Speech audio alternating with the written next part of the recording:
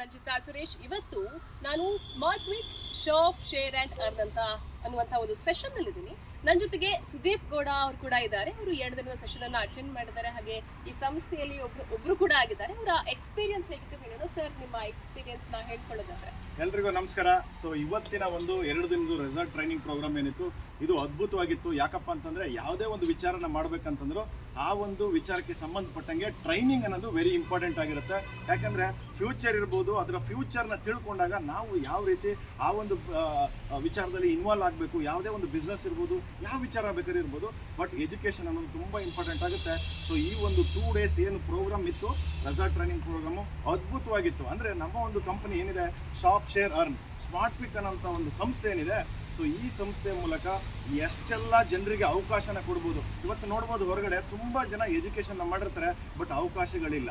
So ನಮ್ಮ ಒಂದು ಸಂಸ್ಥೆ ಏನು ಹೇಳುತ್ತೆ ಅಂದರೆ ಶಾಪ್ ಮಾಡಿ, ಶೇರ್ ಮಾಡಿ, ಅರ್ನ್ ಮಾಡಿ.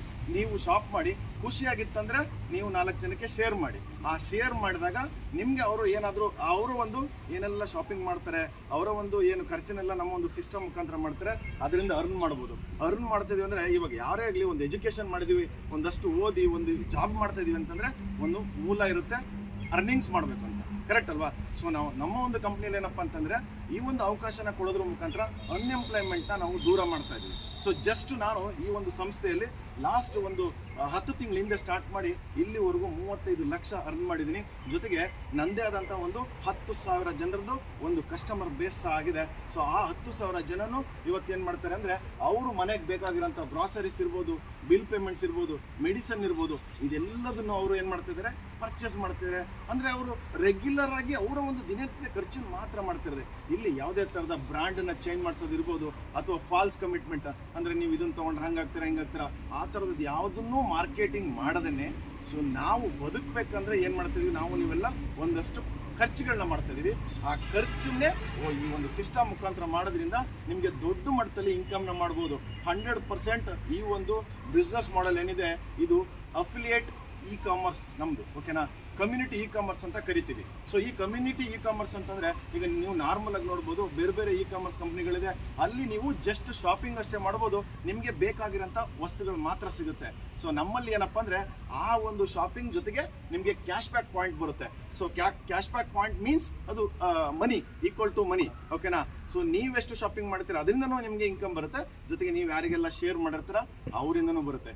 ಜಸ್ಟ್ 3 ಜನಕ್ಕೆ ರೆಫರ್ ಮಾಡೋದ್ರ ಮುಖಾಂತರ ಸ್ಟಾರ್ಟ್ ಆಗಿರೋದು 10,000 ಜನರದ್ದು ಒಂದು ನಂದು ಕನ್ಸ್ಯೂಮರ್ ಬೇಸ್ ಆಗಿದೆ. ಸೊ ಹಾಗಾಗಿ ಯಾರೆಲ್ಲ ಈ ವಿಡಿಯೋನ ನೋಡ್ತಿದ್ರಿ, ಯಾಕಂದರೆ ಇದಕ್ಕೆ ಮುಂಚೆ ನಾವು ಬೇರೆ ಬೇರೆ ಒಂದು ಮಾರ್ಕೆಟಿಂಗ್ ಕಂಪ್ನಿಗಳಲ್ಲಿ ಕೆಲಸ ಮಾಡಿದ್ವಿ.